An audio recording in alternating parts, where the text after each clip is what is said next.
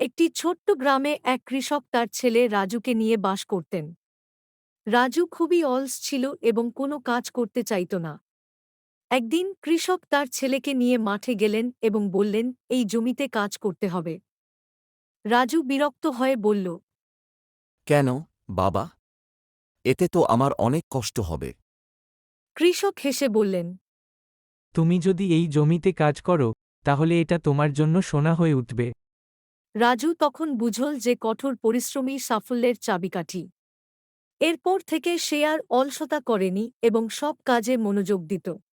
রাজু বিশ্বাস করল এবং কঠোর পরিশ্রম শুরু করল। প্রতিদিন সে জমিতে কাজ করত, আগাছা পরিষ্কার করত, পানি দিত।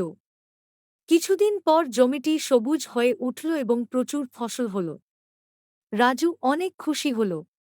কৃষক বললেন, দেখো, পরিশ্রমী সোনা, তোমার পরিশ্রমের ফলেই এই জমি এত ফসল দিয়েছে। রাজু তখন বুঝল যে কঠোর পরিশ্রমী সাফল্যের চাবিকাঠি। এরপর থেকে সে আর অলসতা করেনি এবং সব কাজে মনোযোগ দিত।